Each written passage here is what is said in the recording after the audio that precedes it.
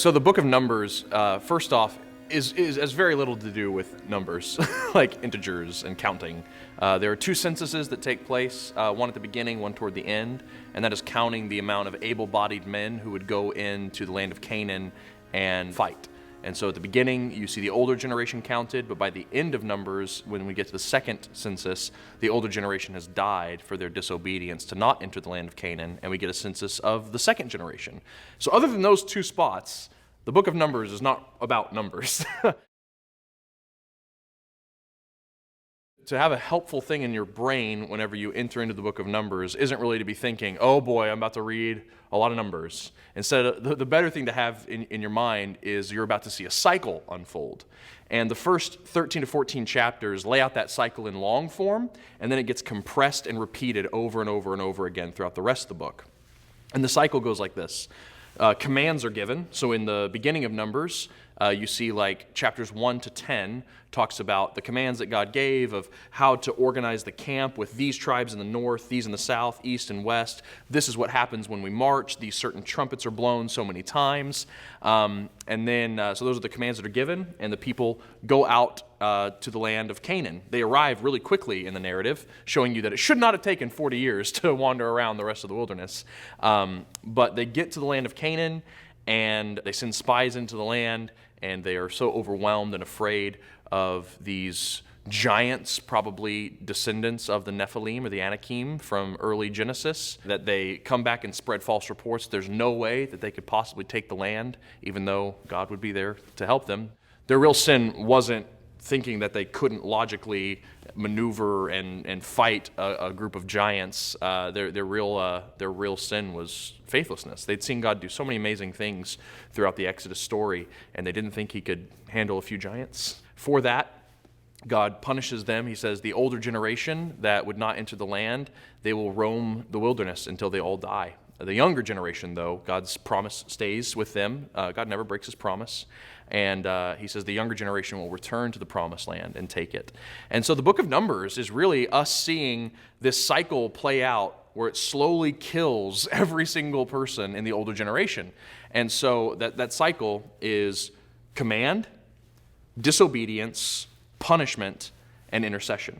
And so a command is given, the people disobey that command, a punishment is given because of the disobedience, but then God always provides the means of intercession for the punishment to cease before it completely breaks out among the whole camp. Even though the whole camp of the older generation is supposed to die, it just shows the mercy of God to continually intervene into systems of punishment. And so as you read through the book of Numbers, you should kind of get literary whiplash. You should constantly be feeling like there's this jarring motion and these grinding gears that ceaselessly turn over. You're supposed to feel like, haven't I been here before? This is kind of repetitive, and that's the point. The people of Israel are doing this weird path through the wilderness, and it feels meandering and aimless, and that's kind of how you feel as you read the book. You're just stuck in this cycle. God gives a command, the people disobey, God punishes them, and intercession is made. But then that big number we see at the beginning of the census in Numbers slowly starts to dissipate until it gets to 0. But at the end of Numbers, we see that God has raised up a younger generation, and they will be the ones to go in and take the land. So in the video, you see these 4 rooms created by 3 movable walls, and those 4 rooms form the cycle. The first room is commands. So you see Moses giving the books to the people of Israel, and that's the command being given. Then in the second room, you see the people breaking the command. They rip the books up. In the third room, you see punishment coming. So we had this white cloth come down and take the person away to show the punishment of God, taking people out one by one throughout the camp of Israel. But then every single time Moses comes in and raises up his staff and intercedes, and the punishment stops, and there's a remnant left. But then, lo and behold, we're right back at the beginning. New commands are given. They're broken. Punishment is made. So is intercession. And it's just a cycle. It's supposed to feel mechanistic. It's supposed to feel like a machine that is unbreakable. That's why we used walls. We wanted it to feel like they were trapped in this cycle for a couple of reasons. One, because God promised that it would happen. Whatever God promises absolutely comes to pass. There's no getting out of that cycle. But two, it's also a picture of the cycle of sin that we experience in our own lives, that we always are reading the commands of God whenever we open our Bibles. We pretty much always disobey. We end up experiencing the consequences of that disobedience, but then we can look to Jesus every single time, and he's at the right hand of God interceding for us despite how many times we've disobeyed him. We decided to represent new commands that God gives throughout the book of Numbers as little books, these red books that the people are given from Moses. God usually communicates with Moses, or Moses and Aaron, and they communicate that to the people. And so we thought a way to show that was by Moses handing out books to the people that have commands in it, marching orders, what should happen next. And the people end up getting that, reading it, maybe even with awe and respect at first, but they always end up ripping the books up and tearing them and getting angry at them. We see a lot of discontent and anger and suspicion of authority in the book of Numbers. And so that's why you might even see some people, as they grab the books and as they look at the books, these commands that are given, they're suspect of them. And that's because oftentimes the leadership of Israel in Moses and Aaron and what they're saying God said is questioned by the people. And so when you see them ripping up the books, getting angry, splitting them in half, throwing them down, stomping on the books, that is this visceral picture of Israel just blatantly disobeying God's orders. The people who are there doing the interceding are Moses and Aaron, and a huge kind of character in the book of Numbers is Aaron's staff. So that's why we had a staff be the symbol of intercession in the video. Every time the staff is raised, intercession is made, and the punishment stops.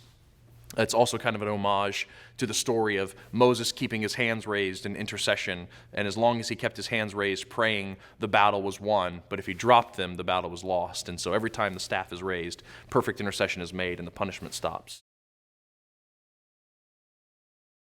We decided to represent death and the punishment of God as this white drape that comes down. We originally were going to use a black one, but we decided that God's judgment is pure and it's good even if we don't agree with it. And no matter how hard it is to read about, we know that God is always good in everything that he does. And so we wanted to represent the punishment of God as this clean, good thing, even if it is taking people away and killing them and bringing punishment, which is something to wrestle with. It's a tension in the book of Numbers. And we think the stillness and the resigned look on the people's faces when the sheet takes them away, mixed with the beauty and subtlety and sheerness of that sheet, creates an interesting tension. I think we're supposed to feel that as we read the book of Numbers. Watching the whole cycle take place is the younger generation, these 4 younger people. They're watching the whole thing take place. They're not in the cycle. Moses tells them to go out and not be a part of this cycle. And that's because the younger generation was not under the same curse as the older generation. They would come back and inherit the promised land. But first, they had to watch their parents for 40 years go through this cycle over and over and over again, disobeying, being punished, being interceded for. And they had to watch this. They had to watch all their relatives and their family die. And so it's kind of this really hard to watch picture and this disturbing picture of these 4 kids just having to watch this cycle play out over and over again. But it's nothing compared to the reality that those kids had to live through. And you wonder how that actually grew their faith, though, to make them the generation in the book of Joshua that does go in and take the land, that does heed the word of the Lord, that does go up to a fortified city like Jericho and doesn't take swords to it, but just walks around it until it falls down. Like, what kind of faith is that? It's the faith of people who have seen God do amazing and hard things for 40 years in the wilderness. So we pictured that with the 4 kids kind of outside the cycle. Toward the beginning of the video, we see a bunch of vignettes that are backlit. We did that very intentionally outside of the cycle, more on a wide frame, because we wanted to show this very first cycle that goes through, where the people are getting the law, receiving the command, told to go into the promised land, the selection of the spies to go in. That's kind of the first room. But then the spies come back, and the people drop the book, and they're afraid to obey God's command, that's the second room. That's disobedience. But then Moses still ends up coming in and raising the staff and interceding. And if you remember in the book of Numbers, what happens, two different forms of punishment happen after they refuse to enter the land of Canaan. One is a plague breaks out and thousands of the older generation die.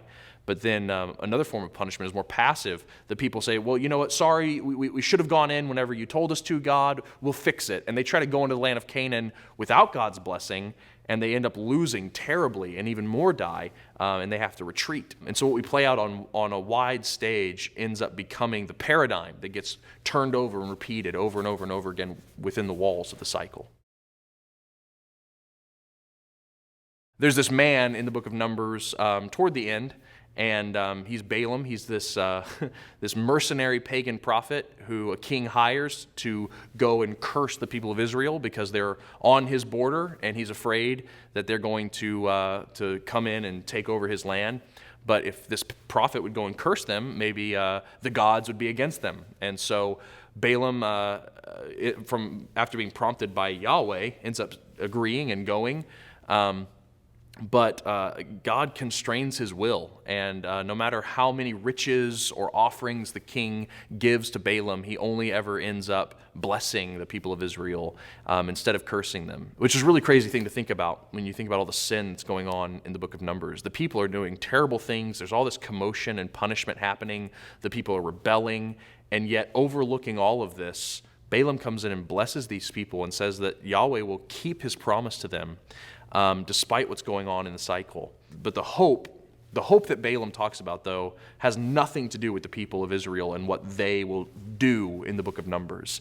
He says that he sees something far off in the distance, like a long way in the future. And he says that there will be this scepter and star, and he will be the hope that the people of Israel need to break this cycle. So that's why we have Balaam up in the house pointing to Jesus as he enters, because that's what he does in the book of Numbers. The cool thing about the gospel is not that Jesus is only our intercessor, that he only ends up stopping the punishment from coming upon us. It's also that he finds a way to break the cycle. And so that's why we show when Jesus enters, we show him moving the walls aside. So that there's this path now where there used to be walls and division, that Jesus actually enables our hearts to not sin the way they used to sin. He enables us to not do the things we used to do. He actually breaks the cycle of sin, not just from a punishment standpoint, but from an actual action standpoint, that we actually can stop doing sinful things whenever Jesus comes to us and breaks those cycles of sin in our lives.